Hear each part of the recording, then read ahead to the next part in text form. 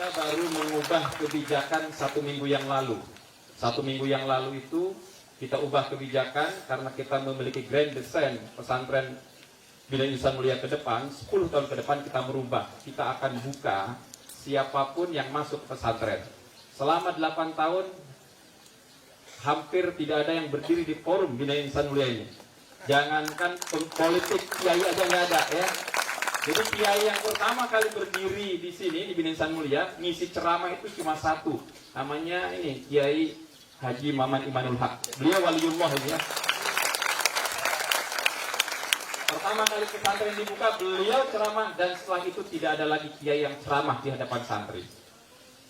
Apalagi politisi atau siapapun. Memang saya tertutup. Bahkan Kang Lutfi ini tiap sering bolak-balik ke pesantren, belum pernah ngomong di depan santri ini. Belum pernah sampai hari ini, karena memang kita tutup selama 8 tahun. Mulai kemarin saya sampaikan ke santri, minggu lalu saya sampaikan kita akan mulai buka komunikasi dengan luar. Kenapa? Sudah saatnya kita membangun relasi dengan berbagai pihak, ya. Karena santri tidak cukup hanya dibekali ilmu pengetahuan, hanya dibekali dengan nilai-nilai agama, tetapi dia harus berperan aktif untuk membangun negeri ini. Dan jalan yang paling tepat untuk membangun negeri ini adalah bagaimana terlibat dalam wilayah kekuasaan.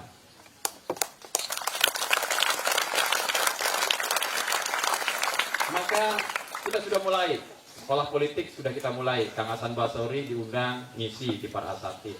Kang Lutfi diundang 2 hari berturut-turut di 2 malam ngisi, dan beberapa orang akan ngisi. Bagaimana ustadz ini dididik secara paham politik betul, langsung dari politisi, bukan dari buku politik. Kenapa? Saya ini kuliahnya kuliah bidang politik, dan ternyata semua rumus politik itu salah. Semua salah. Yang benar itu ya apa yang disampaikan para politisi. Saya sering menyampaikan ke santri semuanya. Nah, saya sudah menetapkan diri sebagai guru ngaji. Sampai akhir hayat saya harus jadi guru ngaji. Tetapi saya punya harapan ada kader-kader, santri-santri ke depan yang bisa berperan aktif dalam bidang politik. Kenapa? Karena itu merupakan kewajiban dan menjadi fardu kifayah untuk santri. Terlibat di politik itu bukan sunnah, hukumnya fardu kifayah. Rasulullah menyampaikan, man ra'a minkum munkaran falyughayyir biyadihi. Kalau engkau lihat kemungkaran, ubah dengan tangan. Makna tangan ini adalah kekuasaan. Jadi merebut kekuasaan itu hukumnya wajib. Tujuannya apa? Li'la'i kalimatillah. Seperti disampaikan oleh Ketua MPR, Wakil Ketua MPR RI. Jadi ini menjadi misi dari Pondok Pesantren Bina Insan Mulia. Apalagi hari ini saya sering bercerita, santri itu nggak boleh minder, santri itu harus optimis. Kenapa? Dulu memang kalangan santri itu dimarginalkan. Dari mulai setelah kemerdekaan, walaupun sahamnya paling besar dalam kemerdekaan, para kiai, para ulama, para santri berjuang untuk memerdekakan. Tapi setelah itu santri ditinggal. Apalagi pada zaman Orde Baru, kalangan santri khususnya Nahdliyin ditinggalkan oleh kekuasaan. Dan alhamdulillah masuk Orde Baru selesai, ya, masuk reformasi, NU, kalangan santri mulai berpikir bagaimana aktif dalam politik. Dan tidak ada perangkat yang paling memungkinkan kecuali dengan mendirikan partai politik yang didirikan oleh para ulama yang dikenal dengan PKB. Jadi PKB ini lahir dari para ulama, ya, yang mendirikan para ulama dengan istikharah, dengan tirakat, lahir partai PKB. Satu-satunya partai yang didirikan oleh para ulama dengan tirakatnya hanya PKB. Kenapa? Partai lain nggak pernah tirakat, ya. Maka tidak mengherankan kalau kita lihat perjuangan PKB dari mulai reformasi hingga hari ini, bagaimana terlibat secara aktif untuk memberdayakan pesantren, untuk memberdayakan umat Islam di pinggiran, untuk memberdayakan kalangan-kalangan bawah Muslim yang dari waktu ke waktu dulu jarang diperhatikan. Jadi kita bersyukur kepada PKB, santri se-Indonesia, mestinya bukan santri di Insan Mulia saja. Seluruh santri se-Indonesia ini berhutang kepada PKB. Ya. Kalau tidak ada PKB, secara wasilahnya tidak akan ada Hari Santri Nasional. Kita tidak diakui perannya di negara. Tidak akan ada undang-undang pesantren, bahkan tidak akan ada Perpres nomor 28 yang ditandatangani oleh Jokowi kemarin. Ini adalah perjuangan PKB yang tidak pernah berhenti. Dan saya yakin tidak berhenti, masih akan ada lagi kejutan sebelum 2024. Sekarang pertanyaannya, kalau kita berhutang kepada PKB, lalu bagaimana santri? Saatnya kita ini membayar hutang. Bagaimana santri secara nasional membayar hutang? Membayar hutangnya cuma sederhana, cukup pilih PKB. Kenapa? Karena satu-satunya partai yang menjadi aspirasi dari santri ini ya PKB. Saya tanya ke santri, nah kamu tahu nggak kenapa PKB ini sebagai aspirasi santri? Santri nggak tahu.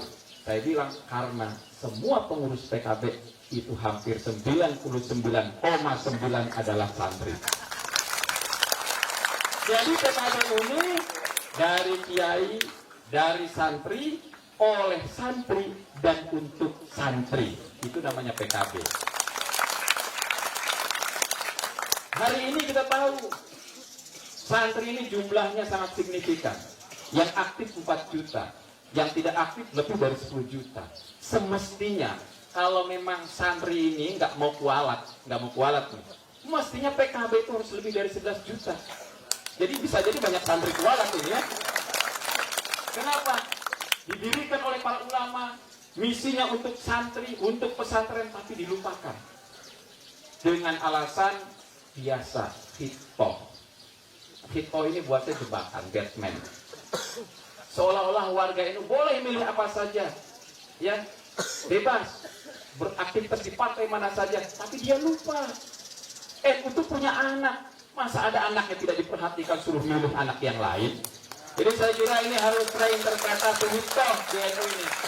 Kita ini jelas, tidak mungkin partai lain bisa betul-betul menjadi aspirasi warga Nahdien. Hanya PKB yang jelas-jelas menjadi aspirasi warga Nahdien. Maka saya berkali-kali menyampaikan, kita ini harus reinterpretasi hittoh.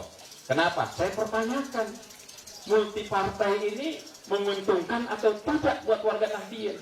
Kalau memang sudah nyata-nyata tidak menguntungkan, harus ada upaya mengubahnya. Ya. Anda NU, wajib PKB. Anda santri, wajib PKB. Saya nggak mau milih, kualat. Ya. Diberikan oleh para ulama kan gitu ya. Jadi saya termasuk yang tidak setuju dengan multi partai NU karena nggak ada kontribusinya. Ada di mana-mana, NU ada di mana-mana, tapi tidak jelas fungsi di mananya. Betul nggak? Betul. Selama ini yang berjuang totaliti untuk santri, untuk pesantren, untuk kalangan bawah ini PKB. Makanya saya paling sering nulis tentang PKB. Walaupun kadang-kadang saya ngiritik ya. Ngiritik itu tandanya saya sayang ya. Kalau anak itu kan, saya punya anak, didiemin aja. Kalau ada ini sedikit ya, nyentil dikit. Itu adatnya. Bukan karena benci, tapi betul-betul karena sayang kepada PKB. Ini bukti bahwa saya selama ini konsisten. Ya, saya konsisten bahwa ada hal yang harus kita ubah. Kenapa? Kalau kita pengen memenangkan sesuatu, kita tidak bisa jalan dengan seperti kemarin, itu nggak bisa. Udah kebaca, kalau jalan kita sama dengan jalan kemarin, ujungnya sama. Maka harus ada cara yang lain, harus ada revolusi, harus ada perubahan. Dan salah satunya bagaimana mengawinkan, kawin, ya, bukan ini langsung bersinergi antara NU dan PKB. Itu harapan saya ke depan. Ya, dan bukan harapan saya saja sebetulnya. Harapan santri